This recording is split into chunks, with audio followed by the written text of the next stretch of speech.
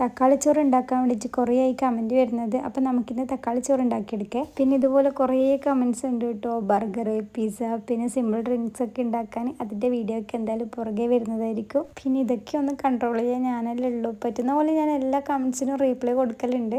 എല്ലാവരും ഒന്ന് കുറച്ച് ക്ഷമിക്കണേ. ഒരു പാൻ ചൂടായി വരുമ്പോൾ അതിലേക്ക് വെളിച്ചെണ്ണ ഒഴിച്ചു കൊടുക്കുന്നുണ്ട്. ഇനി ഇതിലേക്ക് ഒരു 3-4 അല്ലി വെളുത്തുള്ളിയും അതേ സൈസിലുള്ള ഒരു ഇഞ്ചിയും കൂടി ചേർത്ത് കൊടുക്കുന്നുണ്ട്. ഒരു ഉള്ളീൻ്റെ പകുതി ചെറുതായിട്ട് കട്ട് ചെയ്തിട്ടും കൂടി ഒന്ന് ചേർത്ത് കൊടുക്കുന്നുണ്ട്. ഇനി ഇതിലേക്ക് ഒരു പച്ചമുളക് കട്ട് ചെയ്തതും കൂടി ചേർത്ത് കൊടുക്കുന്നുണ്ട്. വേണമെങ്കിൽ ചേർത്ത് കൊടുത്താൽ മതി. കുറച്ച് കറിവേപ്പില ചേർത്ത് കൊടുക്കുന്നുണ്ട്. ഇനി ഉള്ളീൻ്റെ കളറൊക്കെ ഒന്ന് മാറി വരുമ്പം അതിലേക്ക് ഒരു തക്കാളി കട്ട് ചെയ്തതും കൂടി ചേർത്ത് കൊടുക്കുന്നുണ്ട്. ഇനി ഇതിലേക്ക് ആവശ്യത്തിനുള്ള ഉപ്പും കൂടി ചേർത്തിട്ട് നന്നായിട്ടൊന്ന് മിക്സ് ചെയ്തെടുക്കുക. ഇനി ആ തക്കാളിയൊക്കെ നല്ലോണം ഉടഞ്ഞ് കിട്ടാൻ വേണ്ടിയിട്ട് 2 മിനിറ്റ് അടച്ച് വെച്ചിട്ടൊന്ന് കുക്ക് ചെയ്തെടുക്കാം. ഇനി ഇതിലേക്ക് ഒരു 1/2 സ്പൂൺ മുളക് പൊടി, 1/2 സ്പൂൺ മല്ലിപ്പൊടി, കുറച്ച് മഞ്ഞൾപ്പൊടിയും കൂടി ചേർത്തിട്ട് നന്നായിട്ടൊന്ന് മിക്സ് ചെയ്തെടുക്കാം. ഇനി ഇതൊന്ന് അടുക്കി പിടിക്കാണ്ടിരിക്കാൻ വേണ്ടിയിട്ട് ഒരു 1/4 ഗ്ലാസ് വെള്ളം കൂടി ഇതിലേക്കൊന്ന് ചേർത്ത് കൊടുക്കുന്നുണ്ട്. നമ്മൾ ഒഴിച്ചു കൊടുത്തിട്ടുള്ള വെള്ളമൊക്കെ വെറ്റിയിട്ട് ഒരു പേസ്റ്റ് രൂപത്തിൽ കിട്ടിയിട്ടുണ്ട്. ഇനി ഇതിലേക്ക് ചോറ് ചേർത്ത് കൊടുക്കുക. പിന്നെ ഇതിലേക്ക് നിങ്ങൾക്ക് ഇഷ്ടമുള്ള റൈസ് ചേർത്ത് കൊടുക്കുക. ബസ്മതി റൈസൊക്കെ ആയാലും കുഴപ്പമില്ല.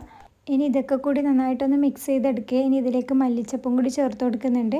ഇനി ലോ ഫ്ലെയിമിലിട്ടിട്ട് ഇത് അടച്ച് വെച്ചിട്ട് 1 മിനിറ്റ് കുക്ക് ചെയ്തെടുത്താൽ നമ്മളെ തക്കാളി ചോറ് ഇവിടെ റെഡി ആയിട്ടുണ്ട്. പിന്നെ വെറുതെ ഒന്ന് ഡെക്കറേഷന് വേണ്ടിയിട്ട് ഒരു ബൗളിലേക്ക് ഇട്ട് കൊടുത്തിട്ട് ഇതുപോലെ ഒന്ന് സെറ്റ് ചെയ്തെടുക്കുന്നുണ്ട്.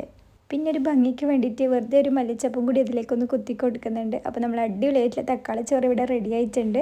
എനിക്കിപ്പോഴും ഹായ് പറയാൻ വേണ്ടിയിട്ട് കുറേ മെസ്സേജ് വരുന്നുണ്ട്. ഇതൊക്കെ ഞാൻ എപ്പം പറഞ്ഞു തീർക്കുന്നു എനിക്ക് തന്നെ അറിയില്ല. എല്ലാവരും ഒന്ന് ക്ഷമിക്കണം. എന്തായാലും ഞാൻ എല്ലാവരുടെ പേരും പറയുന്നതായിരിക്കും. അപ്പം ഇന്ന് ഹായ് പറയാനുള്ള പേരൊക്കെ ഞാനിവിടെ കൊടുക്കാം കേട്ടോ.